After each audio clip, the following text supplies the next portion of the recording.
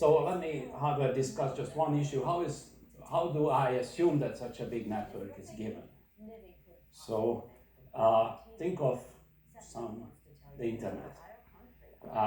You will never be able to actually list all the nodes and all the connections between them and then store this in the memory of your computer, because first of all, because it's too big, and second, because the information is not really reliably available, and third, because it's not even well defined. I mean, there will be parts, machines, who knows if they are working or not, and so on. So this is some issue.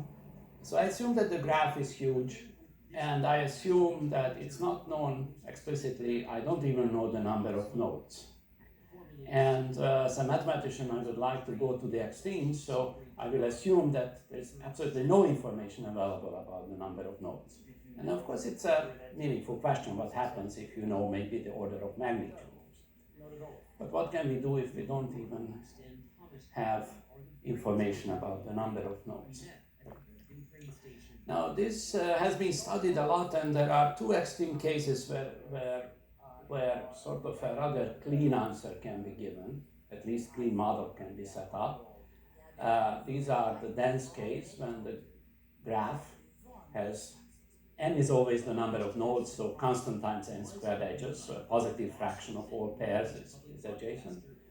Or when the degrees are bounded, so when each node is only connected to, say, at most 10 others.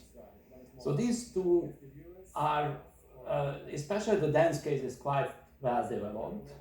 It's a very good exercise case. And the bounded degree case is much less developed, and it's more difficult, and it has more applications, many more applications than the other. And then there is virtually nothing known in between. There is not even a good answer to the question how to specify such a network. Although, of course, there are many interesting examples. There would be many interesting examples. But the theory is not developed there. Constant times n squared edges. And here is how we access the network. Or the graph, we sample a uniform random node. We assume we can do that. And we repeat this a bounded number of times, so we maybe pick 100 nodes. And then we look at the subgraph that these induce. And from the properties of this subgraph, we would like to conclude properties of the big networks. And this is a model.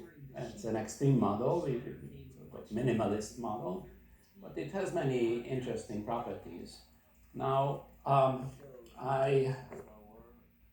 this is a math audience, so I would like to show how you go off in a mathematical direction from here.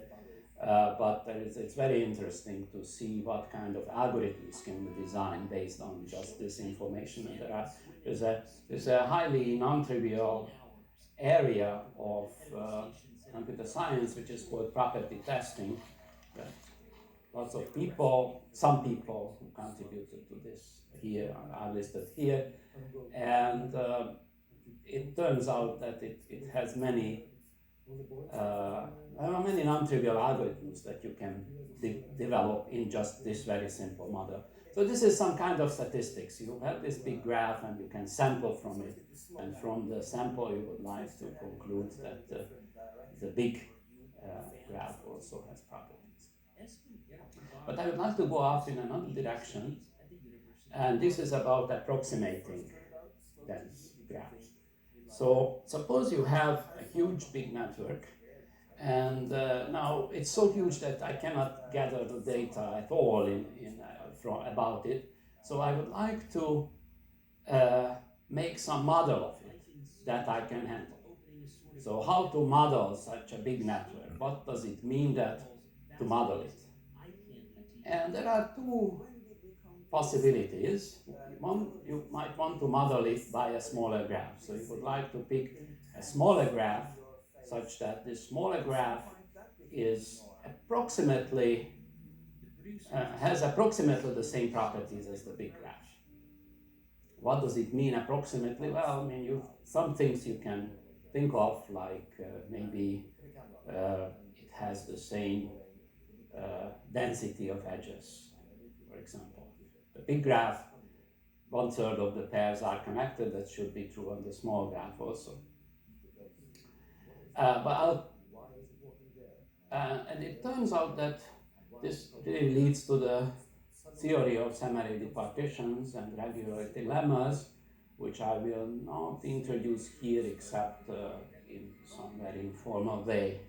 But it's a very, very important method of dealing with large networks. And the other thing which I will talk about more is how to approximate a large dense graph by an even larger graph. Now, what does it mean by an even larger graph? Well, maybe infinite graphs.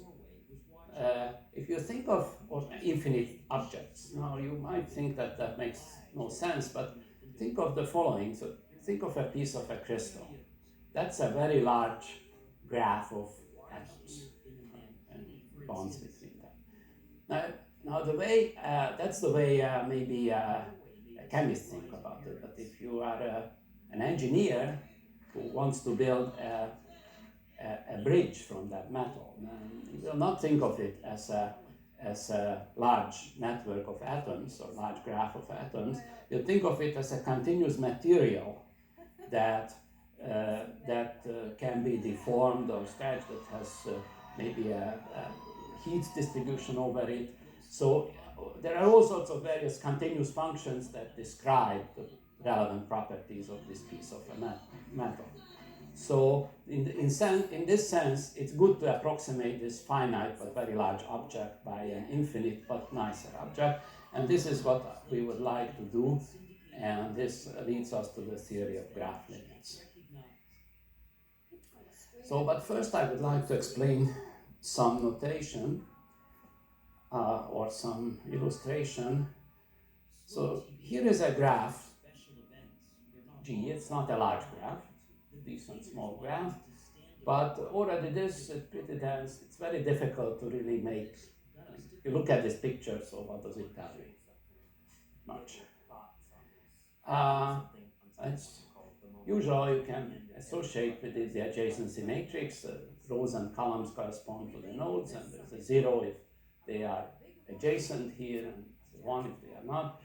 And that's even maybe less clear what it means, this picture.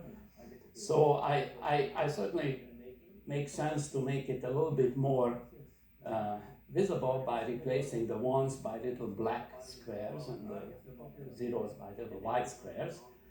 And I consider this to be the whole thing inside the unit square in the plane, this geometric picture, and I call this the pixel picture of the graph.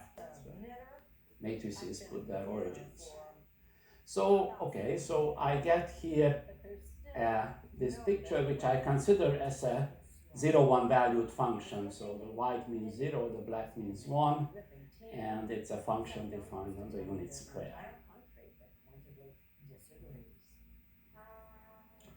Now, if you do this on a bigger scale, here is an interesting graph, interesting in the sense that it has no feature. This is a random graph on 100 nodes, so these little pixels are randomly black or white except for the symmetry.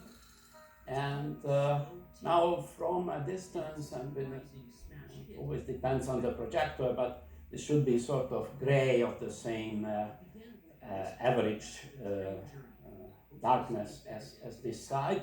And if, of course, if I increase the number of nodes, it looks more and more just uniform gray.